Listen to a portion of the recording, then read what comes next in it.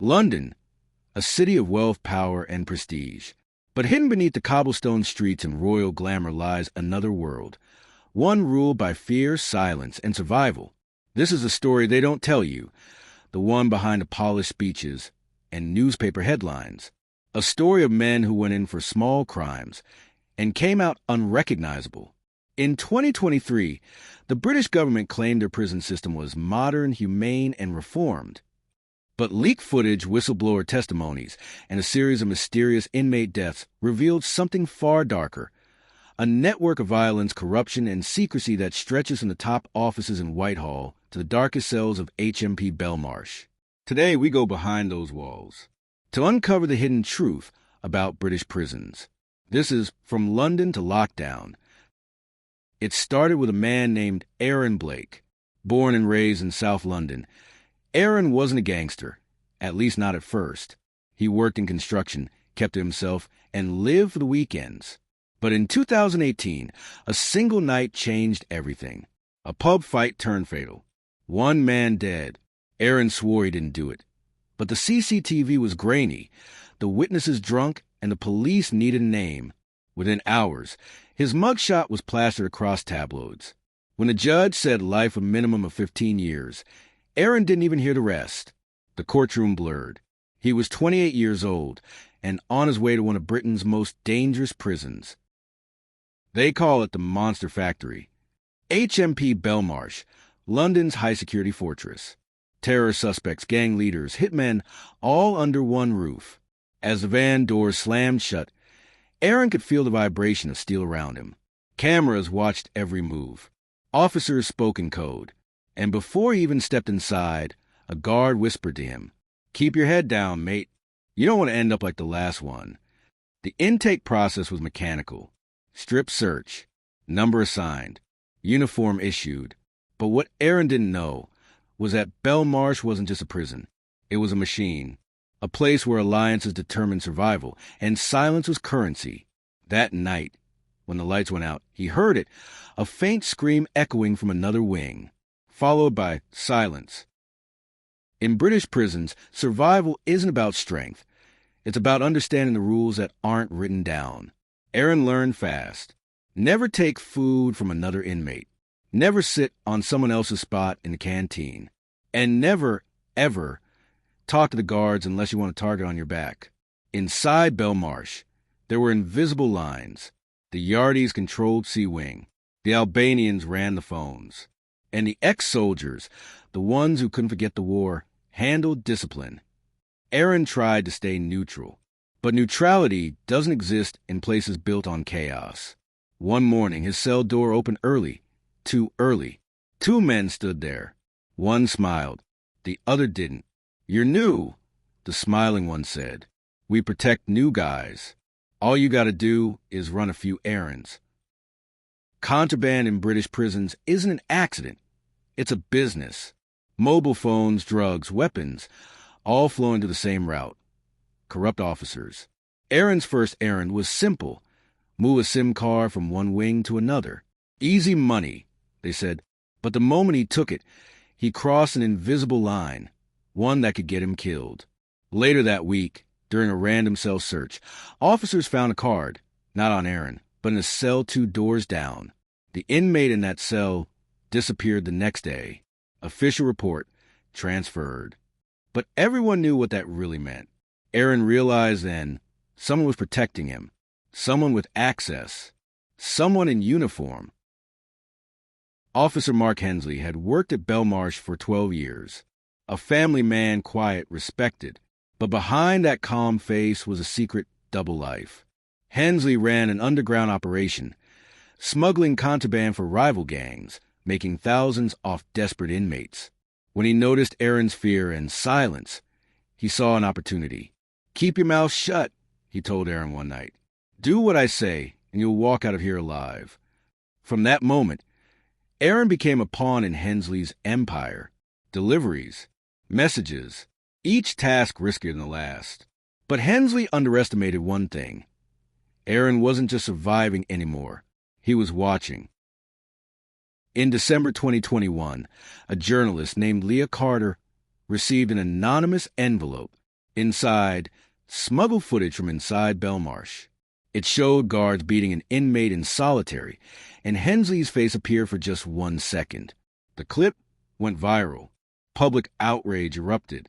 An investigation was launched. But inside Belmarsh, things got even darker.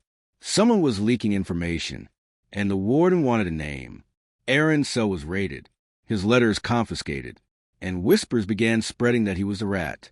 He wasn't. But in prison, truth doesn't matter. Only perception does. The next weeks were chaos. Inmates refusing orders. Guards doubling patrols. Whole wings locked down. Aaron's protector, Officer Hensley, vanished. Rumors said he'd been transferred after the investigation. Others whispered suicide. But one night, Aaron received a small folded note under his cell door. No signature. Just 3 words. They know everything. He didn't sleep after that. When the lights flickered out the next night, he heard footsteps. Not the usual shuffle of officers. Heavier, deliberate. The door latch clicked. And the last thing he saw before blacking out was the glint of a badge. When Aaron woke up, the world was dim and silent. His wrists were cuffed. This wasn't a cell. The walls were bare concrete, no markings, no light fixture. The air smelled damp, like a basement no one was supposed to enter. He shouted, but no one came. Hours passed, or maybe days. It was impossible to tell. Then finally, a sound, a key turning in a lock. A voice came through the darkness. "You should have stayed quiet, Blake." He recognized it. The calm, cold tone of the warden himself, James Whitmore. Whitmore had been at Belmarsh for decades, a man who claimed to believe in discipline through order. But inside the prison, everyone knew what that really meant. Punishment without paperwork. Aaron tried to ask why he was there, but Whitmore didn't answer. He only said one thing: "You're not on record anymore. Think of this as administrative isolation." And with that, the door shut. Whistleblowers have long claimed that British prisons contain ghost wings, abandoned units that still operate unofficially. They're used for informants, test subjects, and in some cases, people the system wants to erase. Aaron had found one. Or rather, he had been placed in one. Days later, another inmate appeared in the next cell. Name, Reza Karim. A former gang associate from Birmingham, and a man who'd seen too much. Through whispers between walls, Reza told Aaron everything about the hidden surveillance program inside Belmarsh, the forced confessions, and how guards planted evidence to protect their own. "Whitmore doesn't just run this place," Reza said. "He owns it." Aaron realized then he wasn't just a prisoner. He was part of the cover-up. One morning, a guard slipped a torn piece of paper under Aaron's door. It was half-burned but still readable. At the top, Operation Lockdown. Below it, a list of inmate names, transfer dates, and notes that said containment successful. Reza's name was there. So was Aaron's. That night, Reza didn't respond when Aaron whispered his name. He never would again. A week later, the official record stated that inmate Reza Karim was transferred to HMP Manchester. But the cell next door stayed empty, and the smell of bleach lingered for days. Aaron knew he was next. It took months of isolation before Aaron found a way to fight back. He used scraps of paper and pencil fragments to write down everything. The guard names, times, orders, the layout of the secret wing. He hid the pages inside the lining of his mattress. Then, during a rare medical check, he slipped one note into a nurse's pocket. He didn't know if she'd find it or care, but 2 weeks later, a lawyer visited him. She said she was from a nonprofit called the Justice Reform Initiative. They received an anonymous letter claiming Aaron was being illegally detained. "Do you have proof?" she asked. He nodded toward the mattress. "I have everything." March 2023. The BBC published an explosive documentary, The Hidden Wings of Belmarsh. Leaked footage, confidential documents, and inmate testimonies revealed that dozens of prisoners have been held off-record under a covert government directive. The public was outraged. Parliament demanded answers. And for the first time in history, HMP Belmarsh was placed under independent investigation. Inside, The warden's empire began to crumble. Guards resigned. Cameras were shut off.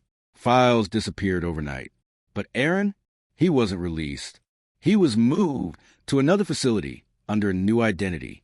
Officially, Aaron Blake never existed. HMP Woodhill. It looked cleaner, brighter, but the system, the hierarchy, was the same. Inmates still controlled the phones. Guards still controlled the truth. Aaron tried to keep his head down, but it didn't matter because someone already knew who he was. A letter arrived one morning. No name, no stamp. Inside, a single photograph, a grainy image of him in the hidden wing at Belmarsh. On the back, written in red ink, "You can't expose what you're still part of." Months later, during another media storm, Leah Carter, the journalist who had started the investigation, vanished. Her last email, sent to an anonymous contact, contained just one attachment, a voice recording. It was Aaron's voice. "We thought it was just corruption," he said in the clip. "But it's bigger. It's the government. They're testing control, psychological compliance." Belmarsh was just the beginning. The file ended abruptly with the sound of heavy boots. 2 weeks later, Leah's laptop was found near the Thames, wiped clean. The story disappeared from the headlines, and with it, Aaron Blake. Months after the scandal faded, a construction crew renovating an old wing at Belmarsh found something sealed behind a concrete wall, a stack of notes, written in pencil, signed A.B. They documented everything. Inmate abuses, secret transfers to ghost wings, the experiments. The Home Office denied all allegations, but a former guard, speaking under anonymity, told reporters Belmarsh was never the worst. It was just the one that got caught. The British prison system, once hailed as civilized, was now under global scrutiny. And as for Aaron Blake, his name became legend among inmates. A ghost, a martyr, or maybe still alive, still waiting for the world to listen. From London's shining skyline to the cold concrete of Belmarsh, one truth remains: justice isn't blind. It's buried, and every once in a while, someone digs it up. If you believe the public deserves to know what's really happening behind those prison walls, hit like, subscribe, and turn on notifications, because what's coming next will change everything.